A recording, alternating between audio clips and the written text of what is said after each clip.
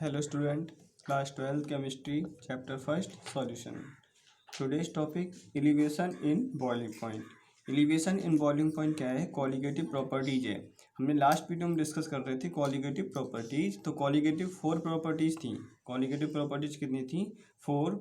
First क्या थी? Lowering in vapour pressure. तो लॉरिंग इन वेपर प्रेशर को हमने डिस्कस कर लिया था. अब सेकेंड कॉलिगेटिव प्रॉपर्टीज है एलिवेशन इन बॉइलिंग पॉइंट. तो एलिवेशन इन बॉइलिंग पॉइंट क्या होता है? The boiling point of a liquid is the temperature at which its vapor pressure become equal to atmospheric pressure. तो जिस बॉइलिंग पॉइंट पे जो liquid का टेम्परेचर है, जिस बॉइलिंग पॉइंट पे जो लिक्विड का टेम्परेचर है वो वेपर प्रेशर, लिक्विड का जो वेपर प्रेशर है वो एटमॉस्फेरिक प्रेशर के इक्वल हो जाए जिस टेम्परेचर पे, तो उसको क्या बोलेंगे? Elevation in boiling point. Elevation in boiling point किसे बोलेंगे? जिस टेम्परेचर पे लिक्विड का वेपर प्रेशर एटमॉस्फेरिक प्रेशर के इक्वल हो जाता है तो उसको हम बोलेंगे elevation in boiling point. The vapour pressure of the solution containing non volatile solute is less then that of solvent. इसका क्या मीन्स है? देखिए, the vapour pressure of pure solution, the vapour pressure of solution, जो हमारे पास solution है और जिसमें non volatile solute present है. सॉल्यूट इसमें क्या है? नॉन वोलेटाइल सॉल्यूट है. तो उसका वेपर प्रेशर जो होगा वो लेस देन होगा सॉल्वेंट से, क्योंकि सॉल्वेंट हमारे पास प्योर है, उस वोलेटाइल सॉल्वेंट है और प्योर सॉल्वेंट है. और जो सॉल्यूशन है उसमें नॉन वोलेटाइल सॉल्यूट प्रेजेंट है. तो जब इसको हम हीट करेंगे, जब इसको बॉयल करेंगे तो vapour pressure of solution containing non volatile, तो वेपर प्रेशर किसका लेस देन होगा? जो सॉल्यूशन है उनका वेपर प्रेशर लेस देन होगा as compare to solvent. Therefore the solution has to be heated at high temperature. क्योंकि जो सॉल्यूशन है उसको हमें हीट करने के लिए, बॉयल करने के लिए हाई टेम्परेचर की रिक्वायरमेंट होगी. हाई टेम्परेचर की रिक्वायरमेंट होगी. Thus boiling point of solution is always higher than that of pure solvent. तो जो बॉइलिंग पॉइंट होता है वो सॉल्यूशन का हाई होता है. किससे? प्योर सॉल्वेंट से. क्योंकि जो सॉल्यूशन है उसमें नॉन वोलेटाइल सॉल्यूट है और नॉन वोलेटाइल सॉल्यूट को वेपर में चेंज करने के लिए हमें हाई टेम्परेचर की रिक्वायरमेंट होगी. और जो सॉल्वेंट है वो प्योर सॉल्वेंट है, तो उसको हमें बॉयल करने के लिए कम टेम्परेचर की रिक्वायरमेंट होगी. तो इसलिए जो सॉल्यूशन है उसका बॉइलिंग पॉइंट हाई होगा और जो प्योर सॉल्वेंट है उसके कंपेयर में प्योर सॉल्वेंट का जो बॉइलिंग पॉइंट है वो क्या होगा? लेस होगा. और वेपर प्रेशर भी इसका वेपर प्रेशर किसका ज़्यादा होगा? वेपर प्रेशर ज़्यादा होगा प्योर सॉल्वेंट का as compare to solution in non volatile. और बॉइलिंग पॉइंट किसका ज़्यादा होगा? वो सॉल्यूशन का ज़्यादा होगा. बॉइलिंग पॉइंट सॉल्यूशन का ज़्यादा होगा क्योंकि वो हाई टेम्परेचर पे बॉयल होगा, उसके अंदर नॉन वोलेटाइल सॉलिड प्रेजेंट है इसलिए. अब इसका एग्जाम्पल लिखेंगे हम. एग्जाम्पल क्या है? Vapour pressure of water is 1 atm at 373 kelvin. यानी जो वेपर प्रेशर ऑफ वाटर का वेपर प्रेशर 373 केल्विन पे कितना होता है? 1 एटमॉस्फेरिक प्रेशर के इक्वल होता है. जो वाटर का प्रेशर है वो 373 केल्विन का क्या मीन्स है? इसका मीन्स है 100 डिग्री सेल्सियस. अगर इसको डिग्री सेल्सियस में चेंज करेंगे तो कितना आएगा? 100 डिग्री सेल्सियस. तो 100 डिग्री सेल्सियस पे जो वाटर का वेपर प्रेशर है वो 1 एटमॉस्फेरिक प्रेशर के इक्वल होता है. Therefore water boil at 373 Kelvin because its vapor pressure at this temperature become equal to 1 atmospheric pressure which is 1.03 bar. इसका क्या मतलब मीन्स है? देखिए, जो वाटर है वो बॉयल कितने पे होता है? 373 केल्विन पे बॉयल होता है, यानी 100 डिग्री सेल्सियस पे बॉयल होता है. Because its vapour pressure at this temperature become equal to, तो इस टेम्परेचर पे यानी 370 डिग्री सेल्सियस 373 केल्विन टेम्परेचर पे जो वेपर प्रेशर है वो किसके इक्वल हो जाता है? वाटर का वेपर प्रेशर एटमॉस्फेरिक प्रेशर के इक्वल हो जाता है, जिसकी वैल्यू कितनी होती है? प्रेशर की वैल्यू कितनी होती है इसमें? 1.013 बार इसके इक्वल होती है. The vapour pressure of an aqueous solution of sucrose is less than 1.03 bar at 373 kelvin. और जो नॉन वोलेटाइल सॉल्यूट है हमारे पास, नॉन वोलेटाइल अगर सॉल्यूशन है तो उसमें नॉन वोलेटाइल सॉल्यूट प्रेजेंट है जैसे सुक्रोज, तो उसका जो वेपर प्रेशर होगा, उसका जो वेपर प्रेशर है वो लेस देन होगा किससे, वाटर के वेपर प्रेशर से। जब वाटर का वेपर प्रेशर कितना था 1.03 बार, तो इससे उसका जो वैल्यू होगी वेपर प्रेशर की सॉल्यूशन की वो लेस होगी एट इतने टेम्परेचर पे। 100 डिग्री सेल्सियस पे वाटर का वेपर प्रेशर 1 एटमॉस्फेरिक प्रेशर के इक्वल हो जाता है। लेकिन जो हमारे पास सॉल्यूशन है नॉन वोलेटाइल सॉल्यूट का, उसकी वेपर प्रेशर की वैल्यू 100 डिग्री सेल्सियस पे 1.013 बार प्रेशर से कम होती है, क्योंकि वो बॉयल नहीं होता है इतने पे। अब हमें इसको बॉयल करने के लिए, ये इतने टेम्परेचर में बॉयल नहीं होगा, इतने टेम्परेचर भी बॉयल नहीं होगा, तो हमें इसको बॉयल करने के लिए या इसकी वैल्यू को 1 एटमॉस्फेरिक टेम्परेचर के इक्वल करने के लिए हमें इसके टेम्परेचर को इंक्रीज करना पड़ेगा सॉलिड के टेम्परेचर को, क्योंकि सॉल्यूशन में नॉन वोलेटाइल सॉलिड प्रेजेंट है, तो इसलिए इसके टेम्परेचर को हम इंक्रीज करते हैं जिससे कि इसकी वैल्यू 1 एटमॉस्फेरिक प्रेशर के इक्वल हो जाए। And therefore the solution will not boil, जो सॉल्यूशन है वो इतने टेम्परेचर बॉयल होगा ही नहीं जितने में वाटर हो जाता है, तो सॉल्यूशन इतने में बॉयल होगा नहीं। Solution will not boil at 373 kelvin. In order to make the solution at boil its temperature must be increase, तो हमें इसको बॉयल करने के लिए टेम्परेचर को इंक्रीज करना पड़ेगा so that its vapour pressure become equal to 1.013। अगर हमें इतना वेपर प्रेशर चाहिए जितना हमें वाटर से मिला है, उतना वेपर प्रेशर चाहिए, तो हमें जो सॉल्यूशन है उसके टेम्परेचर को इंक्रीज़ करना पड़ेगा। वो 100 डिग्री सेल्सियस पे बॉयल नहीं होगा, तो उसके टेम्परेचर को अगर हम इंक्रीज़ करेंगे तब उसका वेपर प्रेशर इसके इक्वल होगा वाटर के वेपर प्रेशर के।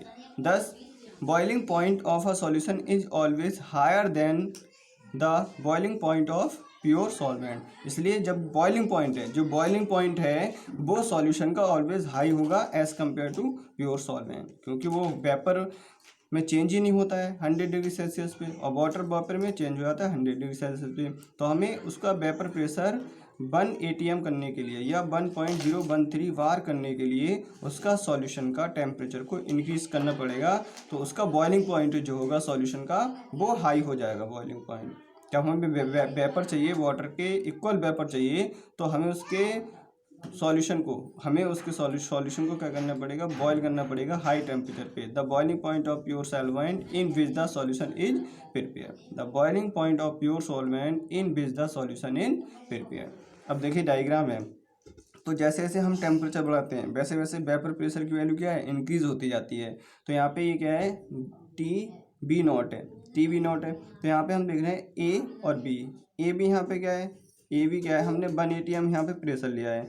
तो एक्स यहाँ पे क्या है, देखिए the vapour pressure of pure solvent, ये किसका वेपर प्रेशर है, प्योर सॉल्वेंट का। और ये किसका वेपर प्रेशर है, ये है सॉल्यूशन का वेपर प्रेशर जिसमें नॉन वोलेटाइल सॉल्यूट प्रेजेंट है।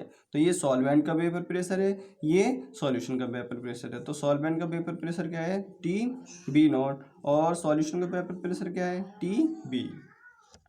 The vapour pressure of the pure solvent become equal to atmospheric pressure X। तो जो वेपर प्रेशर है सॉल्वेंट का वो तो इक्वल किसके है, एटमॉस्फेरिक प्रेशर के इक्वल है, जिसको हमने क्या माना है X, तो वो X के इक्वल है। और जिसका टेम्परेचर क्या है, जो वेपर प्रेशर प्योर सॉल्वेंट है उसका टेम्परेचर क्या है, TB0, while the vapour pressure of solution become equal to atmospheric pressure at Y। और जो सॉल्यूशन का वेपर प्रेशर है वो किसके इक्वल है, Y के इक्वल है।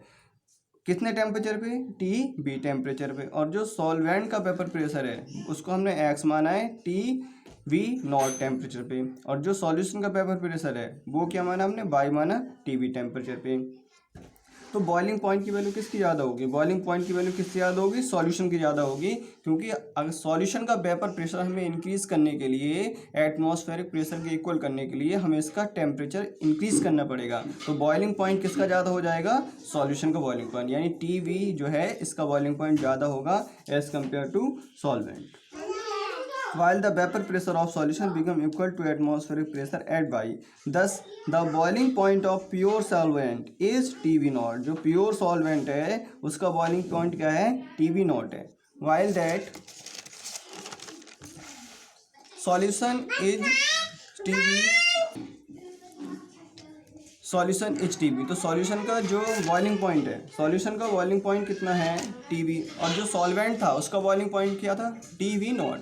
Since TV is greater than TV not, तो टीवी जो है सॉल्यूशन, उसका बॉइलिंग पॉइंट इस सॉल्वेंट के बॉइलिंग पॉइंट से इंक्रीज होगा, सॉल्वेंट के बॉइलिंग पॉइंट से हाई होगा, क्योंकि जो सॉल्वेंट है वो तो 1 atm प्रेशर पे, वो तो 373 केल्विन पे बॉयल हो जाता है, और उसका वेपर प्रेशर किसके इक्वल होता है एटमॉस्फेरिक प्रेशर के। और जो सॉल्यूशन है वो 373 पे बॉयल नहीं होता है, तो उसका वेपर प्रेशर हमें इंक्रीज करने के लिए, एटमॉस्फेरिक प्रेशर के इक्वल करने के लिए हमें उसका बॉइलिंग पॉइंट इंक्रीज करना पड़ेगा। तो डेल्टा टीवी जो है सॉल्यूशन, उसकी वैल्यू ग्रेटर देन होगी टीवी नॉट से।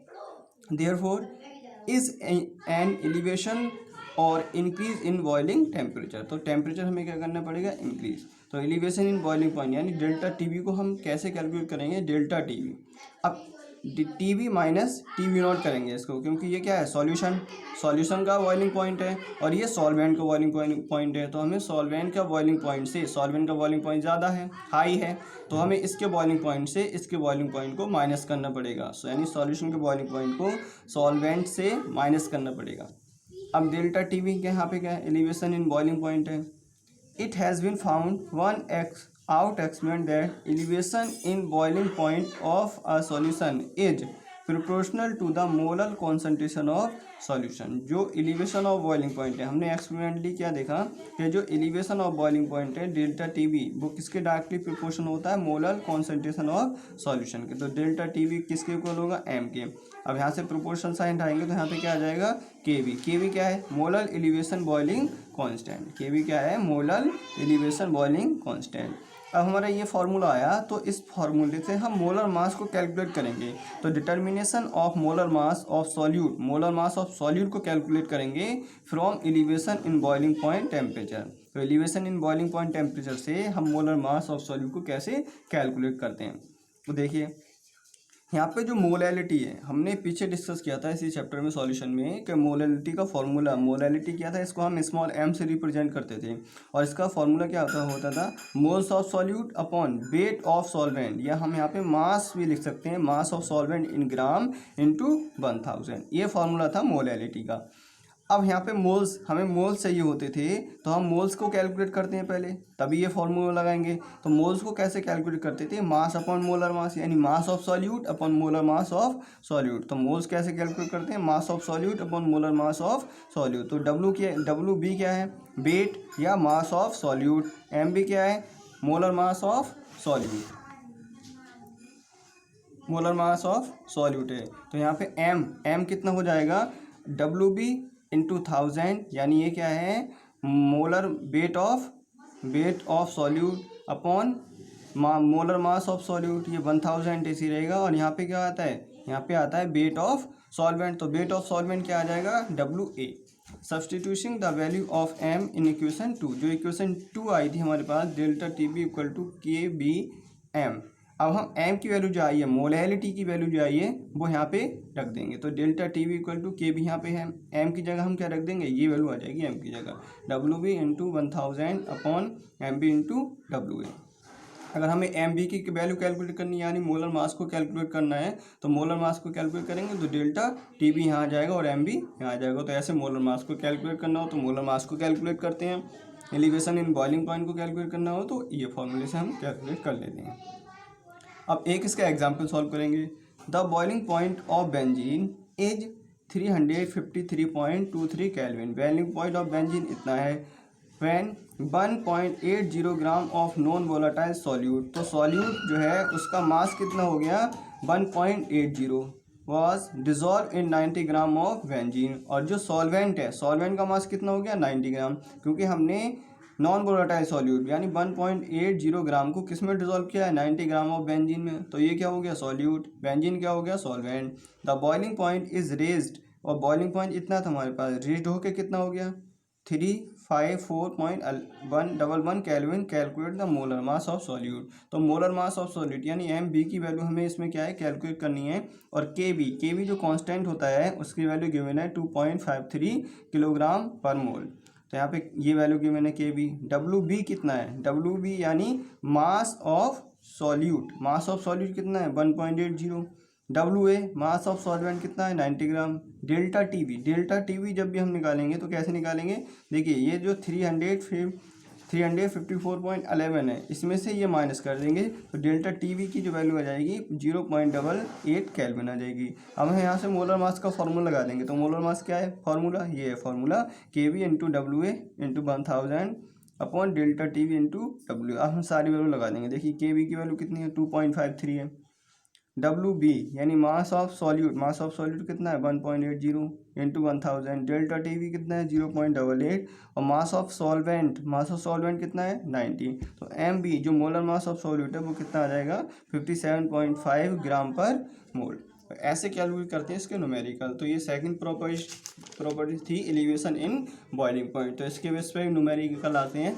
अब जो थर्ड प्रॉपर्टीज है वो हम नेक्स्ट वीडियो में डिस्कस करेंगे। डिप्रेशन इन फ्रीजिंग पॉइंट वो नेक्स्ट वीडियो में डिस्कस करेंगे। Thank you students.